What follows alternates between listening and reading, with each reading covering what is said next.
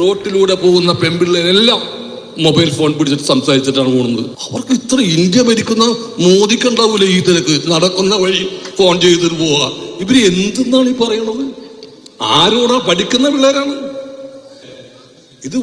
ഞാൻ എല്ലാം ചെക്ക് ചെയ്തു, വരുന്ന സകല പിള്ളേരും ശ്രദ്ധിക്കുന്നേ ഇല്ല. ഈ ഫോണില് ഓണടിക്കുമ്പോ ഒന്ന് ക്യാരക്ടറും യഥാർത്ഥ ആളും തമ്മിൽ വലിയ വ്യത്യാസം ഉണ്ടല്ലോ. അങ്ങനെ ഒരു സിനിമയിൽ ഒരു സ്ക്രിപ്റ്റ് റൈറ്റർ എഴുതിയ ഒരു ഡയലോഗ് പറയുമ്പോഴും അത് ഉൾക്കൊണ്ടല്ലാതെയാണ് അദ്ദേഹം അത് പറഞ്ഞതെന്നാണ് എനിക്ക് ബോധ്യപ്പെടുന്നത്.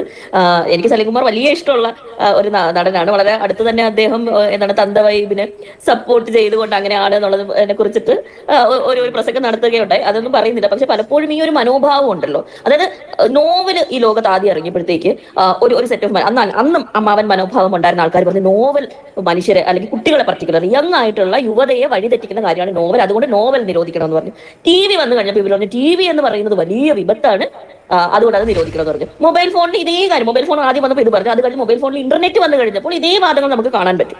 പക്ഷെ ഈ നിയന്ത്രണങ്ങളുടെ ഒരു ഭാഷ യൂസ് ചെയ്യുന്നത് ആർക്കെതിരെയാണെന്ന് നോക്കിയാൽ അത് വളരെ കൃത്യമായിട്ട് ഇവിടെ സ്ത്രീകൾക്കെതിരെയും യുവാക്കൾക്കെതിരെയും, ഇൻ ജനറൽ പെൺകുട്ടികളുടെ കാര്യത്തിൽ മാത്രമല്ല ഇൻ ജനറൽ യുവാക്കൾക്കെതിരെയുമാണ് ഈ നിയന്ത്രണത്തിന്റെ ഭാഷ നിരന്തരമായിട്ട്. ഇത് സംഭവത്തിൽ ഇപ്പോൾ ഒരു സലീം കുമാറിനെ വിമർശിക്കുകയാണ് കുറച്ച് ആൾക്കാർ. എന്നാണെന്നറിയാമോ, അദ്ദേഹം പെൺകുട്ടികളെ മാത്രം കോർണർ ചെയ്തു. അദ്ദേഹം പറഞ്ഞ രീതിയിൽ കുറച്ചധികം പോരായ്മയുണ്ട്. നമ്മളെ വീട്ടിലാണെങ്കിലും ശരി, എന്തൊരു സ്റ്റേറ്റ്മെൻ്റ് ആണെങ്കിലും നടത്തി കഴിയുമ്പം അപ്പുറത്ത് ഒരു ചോദ്യം ഉണ്ടാവും. അവൻ ഉപയോഗിക്കുന്നുണ്ടല്ലോ, അവനത് ചെയ്യുന്നുണ്ടല്ലോ, എന്തേ നിങ്ങൾ തടയാതെ എന്നെ മാത്രം തടയുന്നെന്ന് പെൺകുട്ടികളുള്ളിടത്തെല്ലാം അവർ ചോദിക്കും.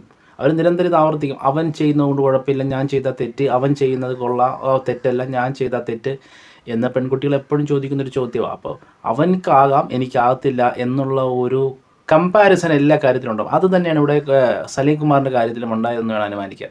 കാരണം സലീം കുമാർ പറയുമ്പോൾ ഒരു വിഭാഗത്തെ മാത്രം പറയുന്നത് കൊണ്ട് കുഴപ്പമില്ല. പക്ഷേ ഒരു പെൺകുട്ടികൾ മാത്രമാണ് അദ്ദേഹം സ്പെസിഫൈ ചെയ്ത് പറയുമ്പോഴാണ് ഇതിനകത്ത് വളരെയധികം ദോഷപരമായ ഒരു കമൻറ്റ് വരുന്നത്. ഗൈസ് 100% അദ്ദേഹത്തിൻ്റെ ഒരു കമൻ്റ് ഉണ്ട്. അദ്ദേഹത്തിൻ്റെ നമ്മുടെ ഒരു വക്കീലായിട്ട് സിനിമ ഏതാണെന്ന് അറിയത്തില്ല, നമ്മളെല്ലാവരും നെഞ്ചേറ്റിയ ഒരു ഡയലോഗാണ്. സമയം ഏതാണ് അസമയം എന്ന്, പെൺകുട്ടികൾക്ക് അസമയമായ സമയം പറയാൻ കോടതിയിരിക്കാൻ പറയുമ്പോൾ ആ ഒരു ഡയലോഗ് നമ്മൾ അതിൽ നിന്ന് വ്യത്യസ്തമായി അദ്ദേഹം തന്ത ബൈബിലേക്ക് പോകുന്നു അല്ലെങ്കിൽ അമ്മാവൻ ബൈബിലേക്ക് പോകുന്നു എന്ന് ഉറപ്പിക്കുന്ന ഒരു കമൻ്റാണ് ഇപ്പോൾ വന്നിരിക്കുന്നത്. 100% ഒഴിവാക്കേണ്ട പ്രസ്താവന, അല്ലെങ്കിൽ ഒന്നുകൂടി സ്പെസിഫൈ ആയിട്ട് മൊത്തത്തിൽ പറയണം, അല്ലെങ്കിൽ പെൺകുട്ടികളെ മാത്രം കോൺട്ര ചെയ്യുന്നതായിട്ടൊരു ഫീലിംഗ് അദ്ദേഹത്തിൻ്റെ സ്റ്റേറ്റ്മെൻറ്റിൽ ഉണ്ടെന്നുള്ളത് തീർത്തും നിരാശാജനകമായൊരു കാര്യമാണ്. അത് വിമർശനം ഉണ്ടാകും, അല്ലെങ്കിൽ തന്നെ നമ്മൾ വിമർശനത്തിന് കീഴിൽ നിൽക്കുന്ന കാരണം ഒരു വശത്ത് ഉണ്ടാകും അവിടെ അവർ ചെയ്ത കുഴപ്പമില്ല, ഞാൻ ചെയ്ത കുഴപ്പമാണ്, അവൻ ചെയ്ത കുഴപ്പമില്ല, ഞാൻ ചെയ്ത കുറ്റാണ്, ഇതെന്ത് നീതി എന്നൊക്കെ പറഞ്ഞ് അവർ ചോദിക്കും.